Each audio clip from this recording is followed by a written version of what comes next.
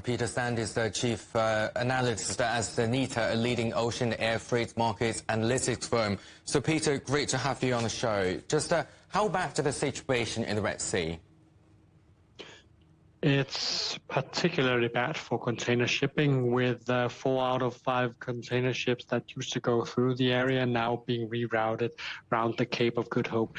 And as I think your reporters quite elegantly put it, the knock-on effects are significant for all stakeholders within global supply chains, and that's basically why we encourage also every one of our customers and shippers around the globe to stay on top of their maritime transportation requirements, and perhaps even draw up new contingency plans to handle a situation like this that has escalated quite fast and is unlikely to go away anytime soon.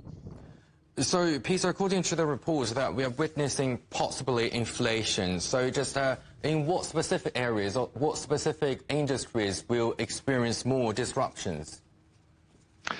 There is no safe haven when a key shipping artery of global trade is disrupted like this.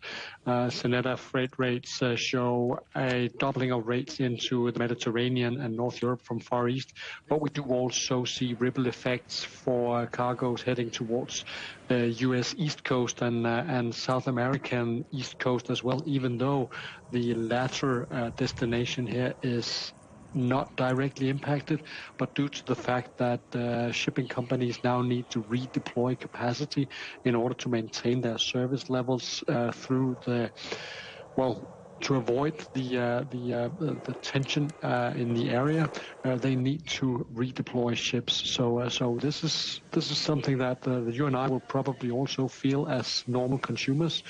Fewer goods to choose from.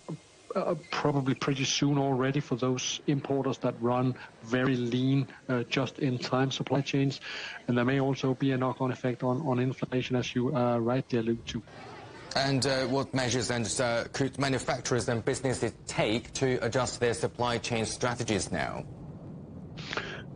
Everyone working with a global network of manufacturing in one place and sales in many other places always need to be on top of their requirements for freight need, and more so during times like this. So if you are not one that have drawn up a contingency plan on how to deal with this already, you're already too late. You need to stay proactive.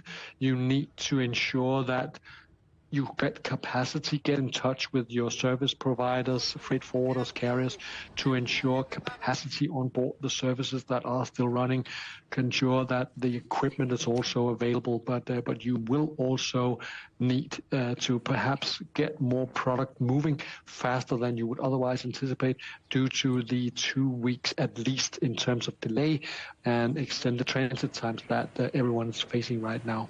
Well, Peter, could the disruption in the Red Sea lead to a re-evaluation of global supply chain dependencies? Regardless of the severity of the current attacks, I don't think this will go down into the history books as something that was rewriting the way that we set up maritime supply chains in the form that we know it today. The Suez Canal is a vital, but still a choke point, but a vital shortcut for maritime transportation and globalization as we know it today.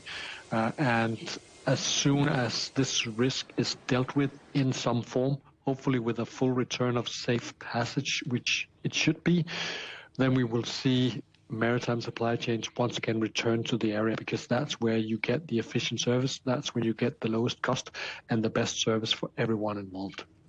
Thanks, Peter. Peter Sand, Chief Analyst at Xeneta.